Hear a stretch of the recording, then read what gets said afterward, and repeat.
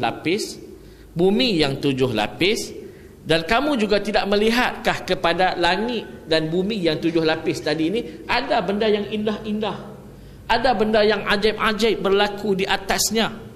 Apakah kamu ingin menunggu ajal yang dekat barulah kamu kenal kepada Allah? Ayat ini Allah turun pada orang kafir. Allah turun pada orang kafir. Tapi kalau kita tengok zahirnya memang kepada orang kafir. Tapi kalau kita tengok 2 kali ayat ni, agak-agak tuan-tuan, orang kafir dengarkah ayat yang Allah turunkan kepada mereka? Orang kafir dengarkah tuan-tuan ayat yang Allah turun pada mereka? Bukan setakat orang kafir tak dengar, orang kafir tak baca pun ayat ni. Daripada zaman Rasulullah, sekarang ni baru ada orang kafir yang mula dah baca Quran. Sekarang ni adalah orang kafir baca Al-Quran. Zaman dulu orang kafir tak pernah baca Al-Quran. Tiba zaman sekarang ni bermakna berapa ratus tahun, ribu tahun dah dunia ini dicipta baru ada orang kafir baca Quran. Bermakna orang kafir tak pernah baca Quran. Rupanya tuan-tuan, ayat ini sebenarnya bukan Allah turunkan pada orang kafir, tapi Allah nak tegur orang yang Muslim dan beriman di kalangan sahabat dan di kalangan kita. Cuma cara Allah tegur tu, Allah tak tegurlah terus. Allah ni dia sayang pada kita, dia tak pernah azab kita terus. Dia minta kita ni bertaubat. Sebab apa? Dia ciptakan syurga nak bagi kita masuk. Tiba-tiba kita buat sikit dia azab, kita buat sikit dia azab. Siapa yang nak masuk syurga dia? Tuan-tuan cuba tengok, kita berhadapan dengan masalah anak-anak.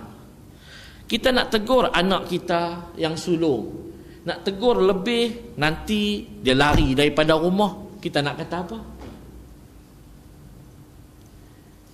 Jadi macam mana kita nak buat? Kita tegur anak kita yang kedua, moga-moga anak kita yang sulung dan pertama tu dia faham.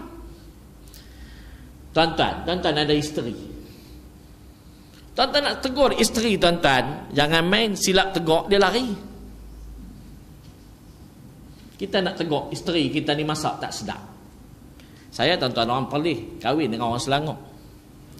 Nak tegur bini kita ni masak tak sedap. Tak sedap tu ikut lidah Perlis lah, bukan ikut dia. Ikut dia tu memang sedap lah, tapi tak boleh dengan lidah kita. Nasi lemak, sambai nasi lemak tu, dia buh garam semua. Dia tak buh langsung gula. Masya Allah.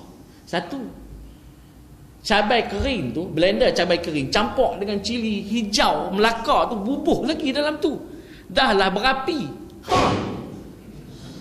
Tembak lagi tuan-tuan telinga. Kita nak tegur isteri kita macam tu. Kita nak tegur lebih, takut dia lari. Jadi kita terpaksa cerita tentang isteri kawan kita yang jenis macam tu, moga-moga dia faham. Macam perempuan lah nak tegur suami, kang nanti cari seorang lagi, kacau. Bukan boleh main-main ni zaman sekarang ni. Walaupun pakai lebay putih, jangan. Kalau tang kahwin, nak tegur suami, yalah maklumlah kahwin dengan orang Perlis. Orang Perlis ni tuan-tuan, apa masak mesti dia bubuh gula. Masak kari dia bubuh gula, tetap kari. Masak gulai kuning buh gula, bubuhlah garam tu, buh gula juga. Kopi memang buh gula dah, teh buh gula dah. Sambai ikan bilis bubuh gula. Kita ni tuan-tuan yang kahwin dengan orang Perlis ni, dia pening. Isteri saya pun pening juga, duduk dengan saya, semua gula. Bihun goreng tu, waktu nak masak sebelum buh bihun tu, sambai tu kena buh gula. Kicap tu, kicap yang masin tu ada gula, buh gula lagi. Itu nak cerita. Kita nak tegur suami kita, takut dia jadi pelik. Kita terpaksa buat satu benda yang menyebabkan suami kita boleh melihat dengan penuh hikmah dan dia sedar. Bayang tuan-tuan, hikmah tak hikmah? Tuan-tuan ada bendahari surau. Katakanlah tak berlaku kot bendahari surau tuan-tuan ni. Bendahari surau ni biasanya kedekut. Contoh, kita nak tegak kata hang ni kedekut, kan lagi dia bawa sungguh duit tu buat pelari, kacau. Jadi tuan-tuan terpaksa lipat dalam mesyuarat tu, lipat setiausaha. Lipat setiausaha tu, kira tak apalah setiausaha tu kawan kita. Moga-moga bendahari ni faham. Begitu juga dengan Allah Subhanahu wa taala. Allah nak tegur sahabat di waktu itu. Allah nak tegur kita sebagai orang-orang yang beriman ni. Nak tegur terus kot kita terasa, kita terus tinggal Allah macam kita lah. Minta doa pada Allah, tak pernah senang-senang. Last sekali tak berdoa langsung. Senang, aku tak payah berdoa. Allah tak bagi apa pun pada aku.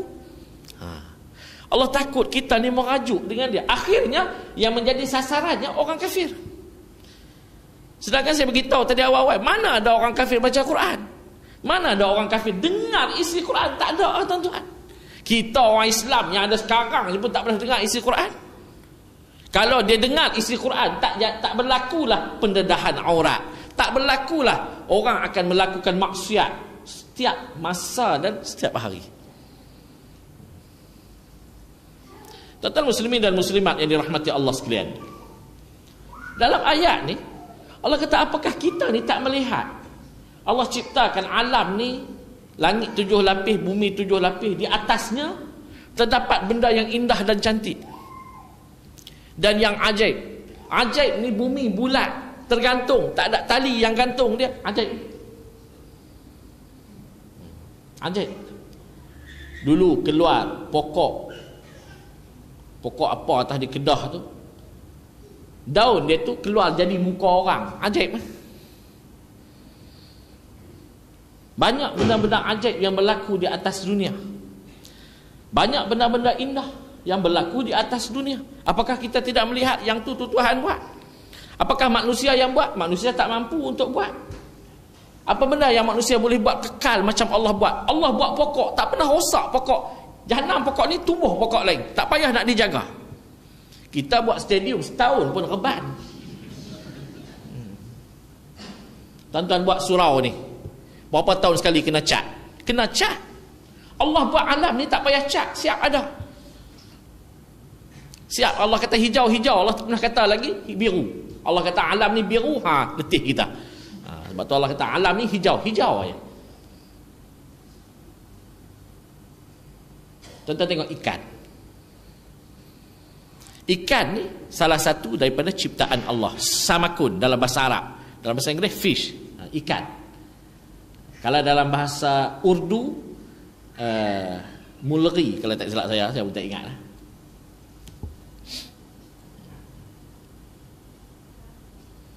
Ikan ni tuan-tuan, dia berbeza dari segi gambaran luar dia.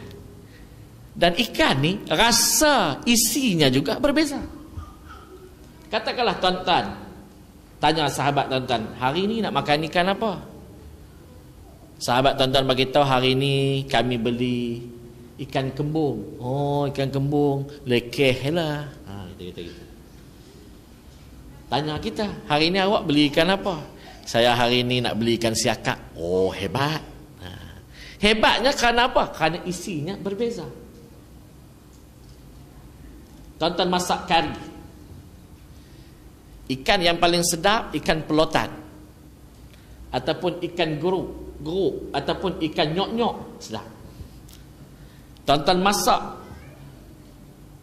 3 rasa, bubuh ikan nyok-nyok tak sedap, kena pakai ikan siakap. Bermakna ikan ni yang Tuhan jadikan, walaupun dimakan oleh manusia setiap hari. Orang Jepun makan ikan tu tak dimasak, mentah. Makan banyak mana pun, yang ada dalam laut tu lagi banyak daripada yang kita makan. Itu Tuhan bagi. Ayah saya dulu ni, sewaktu dia sihat, dia ada surau dia. Dia buat surau di kampung.